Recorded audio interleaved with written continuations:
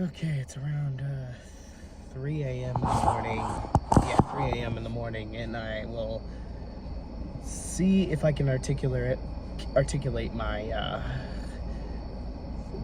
post-race thoughts the best I can, but I don't really know if I really have much to say about this race as a whole because, well, Kyle Larson, for the majority of the race, pretty much put a stranglehold on the field until the bubble drivers came in clutch and Chase Briscoe prevailed. And all I gotta say is that Kyle Busch and his fans put me through hell so many years, so karma bit them in the ass. I love the fact that Kyle Busch is not in the playoffs.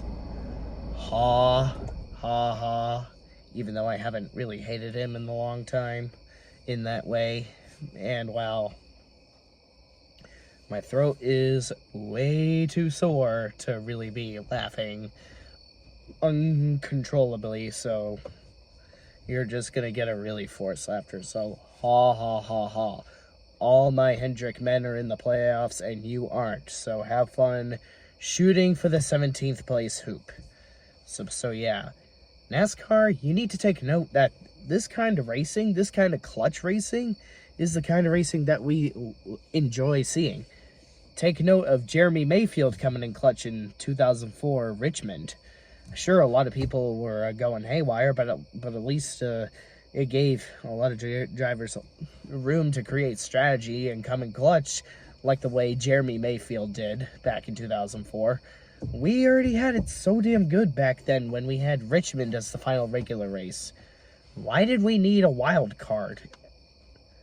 And better yet, why are we still putting Daytona as the final regular race before we got to see how it pans out with Darlington? Seriously, did you not see Kyle Busch give all his might to try and overtake Briscoe? We had a checkers or wreckers finish with Kyle Larson trying to overtake Denny Hamlin in 2021. Why are we still going with a wild card? That Daytona was already a really thrilling race as the 4th of July tradition, and now we just want to overlap it, the atmosphere with the playoff tension still? Really? This makes no sense to me. NASCAR should have backed off after a couple of races, but they continue to jump the shark. Are we really still going with Daytona as the final regular race before the playoffs, before we get to see how Darlington plays out?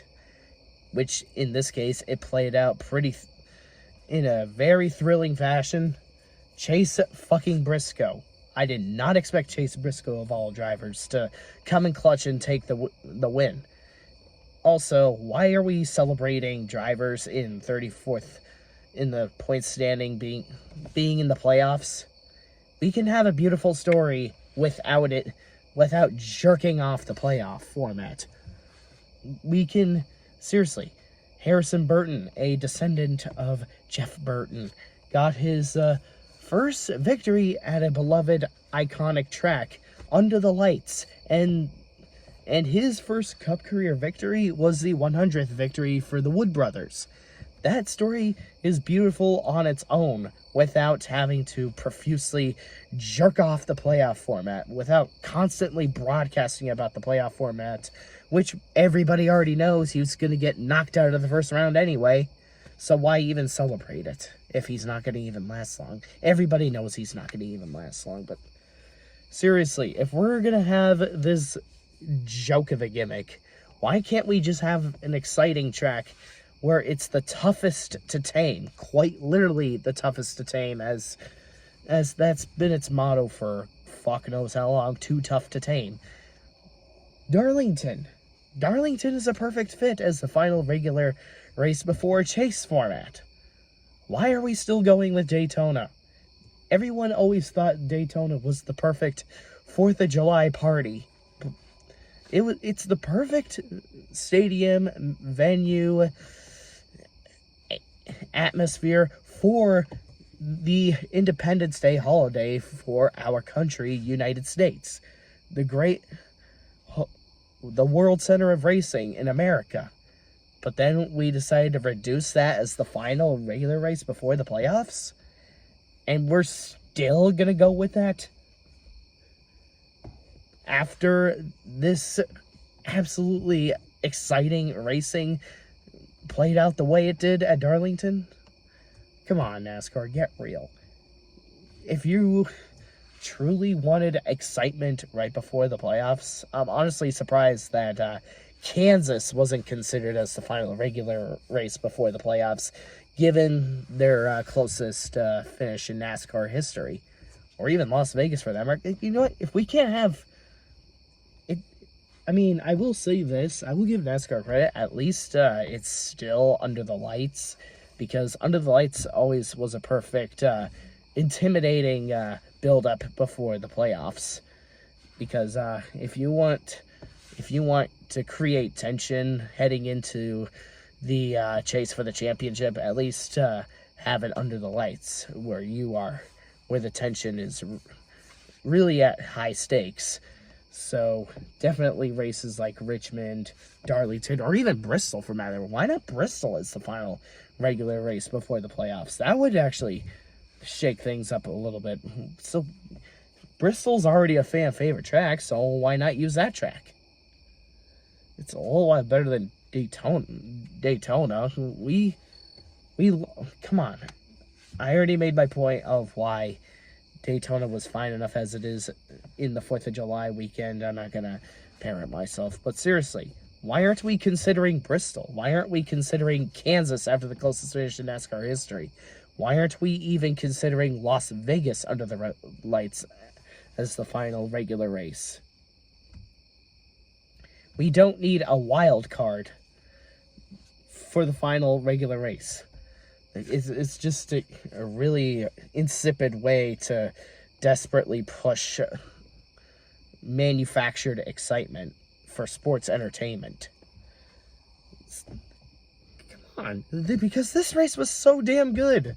Seriously, I'm not even a Chase Briscoe fan whatsoever, and even I am impressed alone that he and his team were able to actually overcome the odds and actually win the race in such a clutching energy. And he had so much adrenaline seeping through him that he wasn't going to let this go that easily.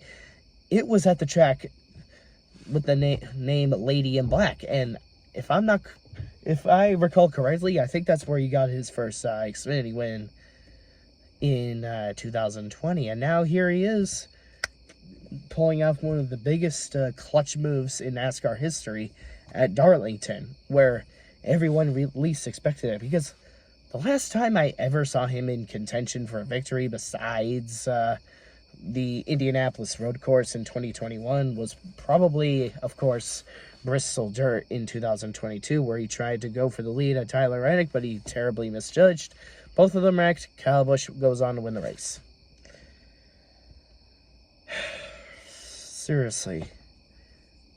After such an awesome race happened at Darlington, I'm honestly flabbergasted NASCAR is still considering Daytona as the final regular race, just because they just want to manufacture really artificial sports entertainment and not actually present talent. Chase Briscoe, despite being under the radar for so long, actually wheeled his cars straight to the front at one of the hardest tracks to prevail at. Darlington.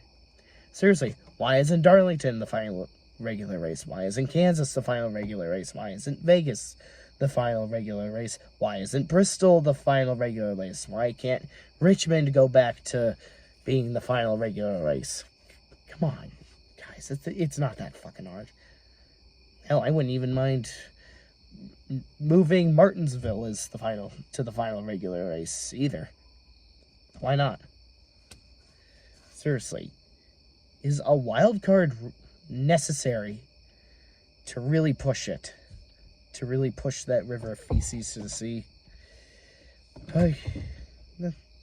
That's just my 2 cents on this ordeal. Kyle Larson was an entire start away from being the regular season's championship. Screw you, Mother Nature. Go fuck yourself on that Memorial Day weekend. NASCAR, go fuck yourselves for trying to force sports entertainment and jumping the shark before seeing how the Darlington race plays out as the final regular race. Just parroting myself at this point. Ha ha to you Kai Busch fans. You all can suffer for how you rubbed that bullshit into my face as a Jimmy Johnson fan. Ha ha ha. Have fun being a potato sack behind the 16th place position. That's all I gotta say. Let's just see how the madness springs into action these next 10 weeks. I will be at 2 out of 10 of those races. I'm totally looking forward to it. NASCAR will continue to manufacture drama. They will continue to listen, and shit will spiral out of control and be led astray as per fucking usual. Yeah, this is an awesome race, but then again, ignorant people are blissfully, well, not, or unblissfully unaware of how ignorant they are.